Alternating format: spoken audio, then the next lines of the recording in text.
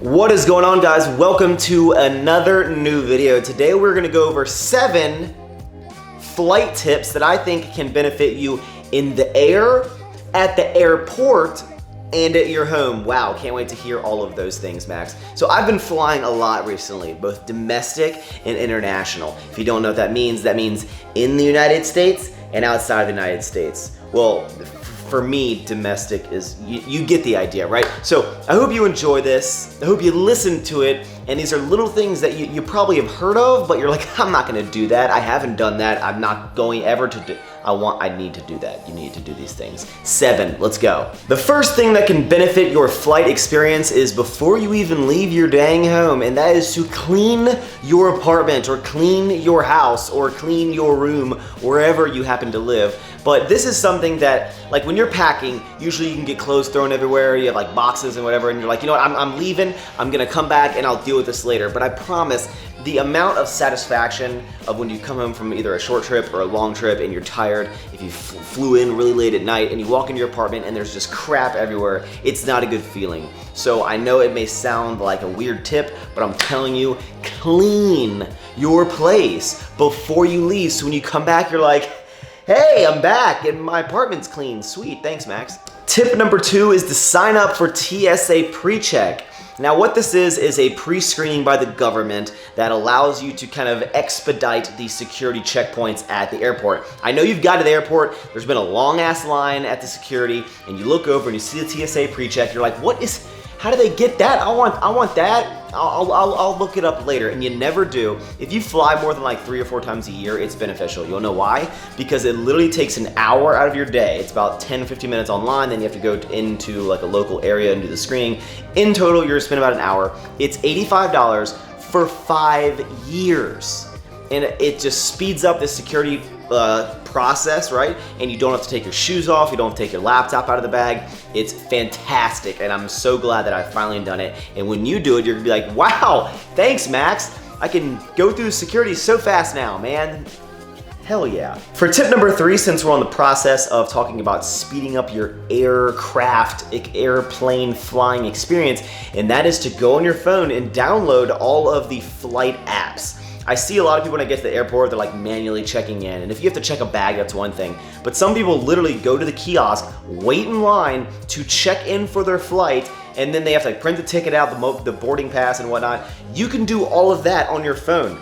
Delta, American, JetBlue, United, whatever, they have apps for them. They may not all work fantastically, but most of them you can check in right here. You don't need to go to the kiosk, and you can be like, beep boop, beep boop, I'm so technologically advanced. Here you go, it's a robot, and you scan it and you're on your way. It's gonna speed up your process a little bit, and you're gonna look super cool. You're like, oh, excuse me, Johnson, I have to check in my flight. It's very important when you go to this app. It's so sweet, dude. Thanks, Max. Tip number 4, and while we're talking about airlines, is to sign up for their miles program and their advantage program, whatever you want to call it. If you're going to be flying on these airlines anyway, right, no matter which one it is, you can choose your favorite or you can sign up for them all like I do, is you can literally earn miles while you fly.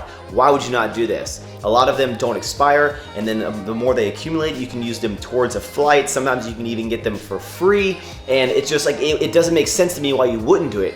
And a lot of programs, such as American, I know specifically, is that if you link your credit card to your flight program, they have deals with a lot of like restaurants and bars in your area that whatever you spend there, you earn air miles.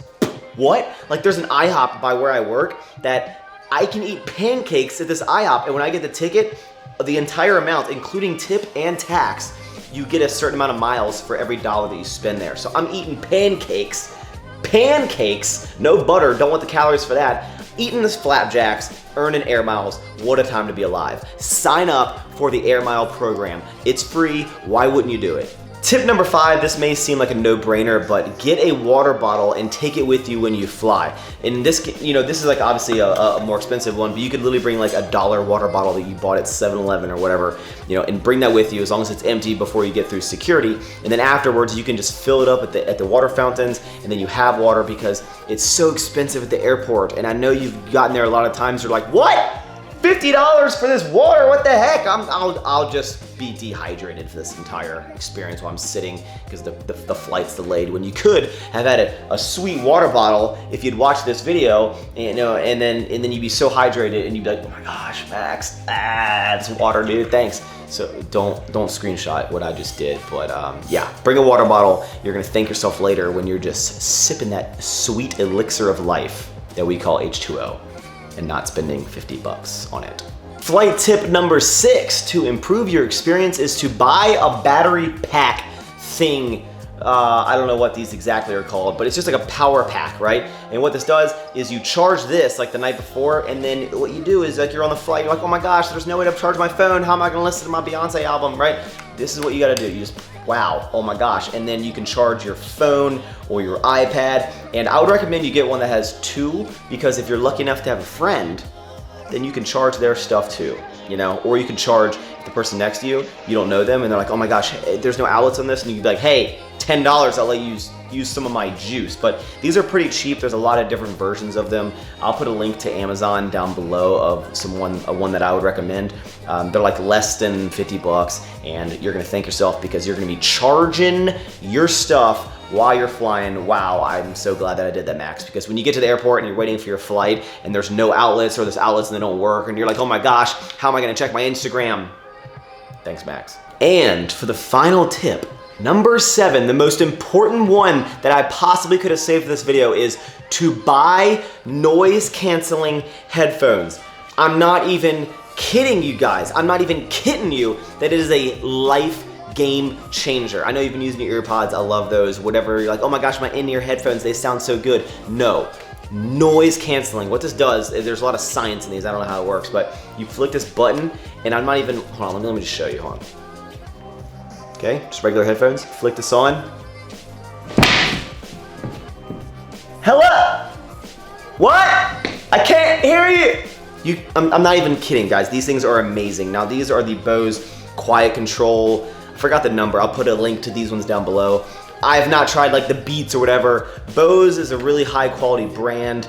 These sound so fantastic. I just upgraded to the Bluetooth versions, but I'm like, it shuts out the crying, annoying baby that you're like, shut up, baby.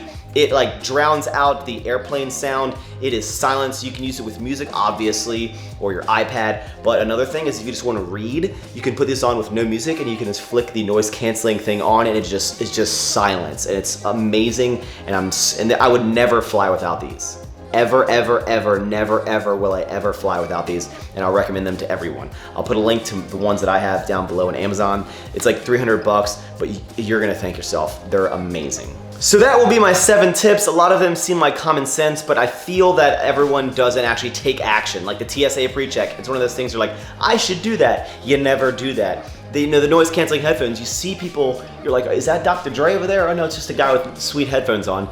I'll get those one day, my headphones are fine. It's like little things. I guarantee if you do all of these, you're gonna be like, oh my gosh, flying is so easy. I am so glad that I came to Max's channel, watched this video, hit the thumbs up button, and did all of the things that he suggested. Thank you for watching this video. Leave some comments down below of your favorite flying tips. There's obviously a lot more. These are the ones that I like to think of. And yeah, so I'll see you in the next video, guys. Peace. Bye.